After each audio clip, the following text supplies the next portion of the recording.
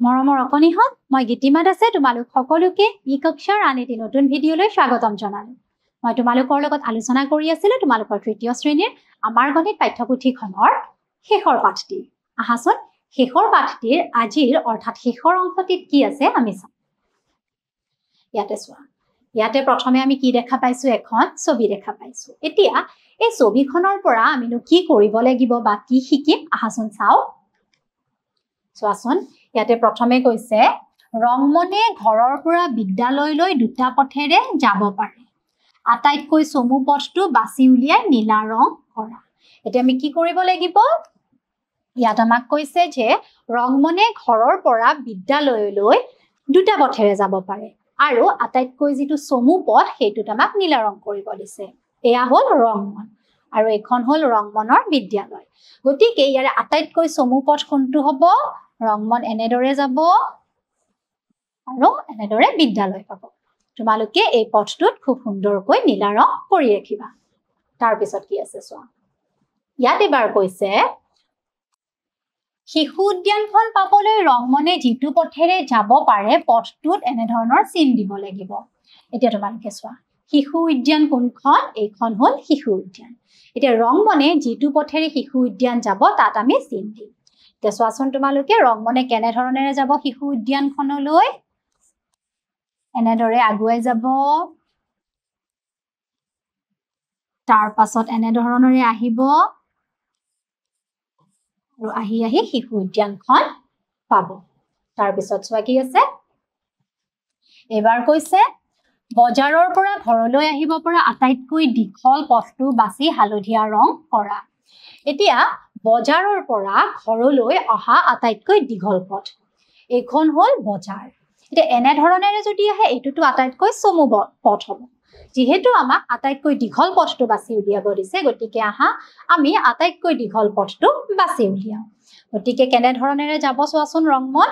ৰংমন যেতিয়া ঘৰলৈ বজাৰৰ পৰা ঘৰলৈ যাব, এনেধৰণেৰে গ'লে এই পথটো আটাইতকৈ দীঘল পথ হ'ব আৰু ইয়াত তোমালোকে হালধীয়া ৰং কৰিবা। তাৰপিছত চোৱা কি আছে, ইয়াতে কৈছে এইবাৰ তলৰ নক্সাখনলৈ মন কৰাচোন।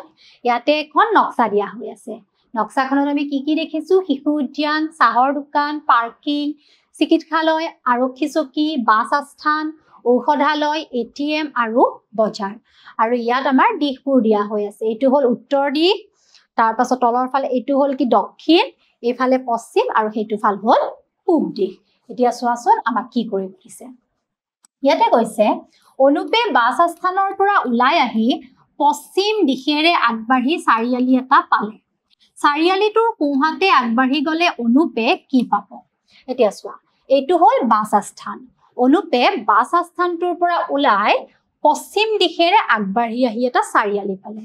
তাৰমানে এনেধৰণেৰে পশ্চিম দিশলৈ আহি এইটো হ'ল এটা চাৰিআলি। চাৰিআলিটোৰ সোঁহাতে আগবাঢ়ি গ'লে, চাৰিআলিটোৰ পৰা যেতিয়া সোঁহাতে আগবাঢ়ি যাব এইটো হ'ব সোঁহাত, তেতিয়া কি পাব গৈ পেলাই?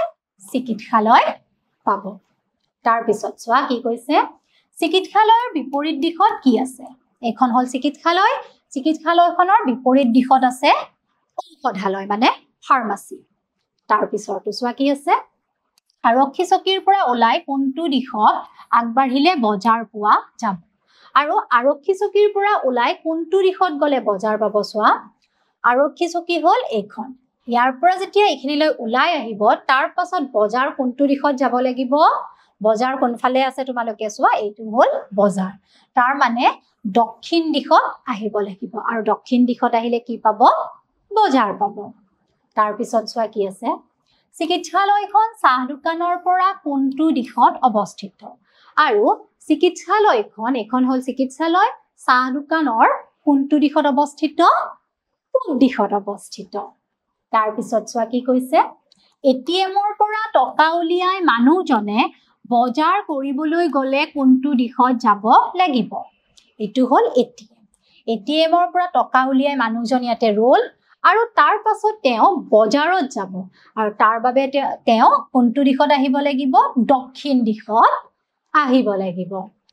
তাৰপিছত চোৱা, বজাৰ কৰি মানুহ এজনে চাহ খাবলৈ গ'লে প্ৰথমে কোন দিশত গৈ পাছত কোন দিশত ঘূৰিব লাগিব এতিয়া বজাৰৰ পৰা বজাৰ কৰা হলে মানুহজন যদি চাহ দোকানলৈ যাব বিচাৰে চাহ খাবলৈ তেওঁ প্ৰথমে কোনটো দিশত যাব লাগিব তেওঁ প্ৰথমে বজাৰৰ পৰা এনেদৰে ওলাই উত্তৰ দিশত যাব লাগিব আৰু চাহ দোকানখনৰ কাৰণে তাৰ পিছত তেওঁ পশ্চিম দিশলৈ আহিব লাগিব তাৰ পিছত চোৱা ছবিখনৰ জেব্ৰা ক্ৰসিঙত খেৰ দিয়া এতিয়া ছবিখনৰ যেটো জেব্ৰা ক্ৰসিং তাত আমি খেৰ দিব লাগিব জেব্ৰা ক্ৰসিং মানে তোমালোকে মনত ৰাখিবা যেতিয়া তোমালোকে ৰাস্তা পাৰ হোৱা বা ৰাস্তাত দেখা পোৱা কি বগা এনে ধৰণৰ পথালিকৈ কিছুমান আঁচ দিয়া হৈ থাকে সেইটো হ'ল জেব্ৰা ক্ৰসিং আৰু যেতিয়া তোমালোকে ৰাস্তা পাৰ হোৱা সদায় সেই জেব্ৰা ক্ৰসিং এৰেহে পাৰ হ'বা এতিয়া ইয়াতে চোৱাচোন জেব্ৰা ক্ৰসিং ক'ত আছে এইটো হ'ল জেব্ৰা ক্ৰসিং তাৰ পিছত চোৱা কি আছে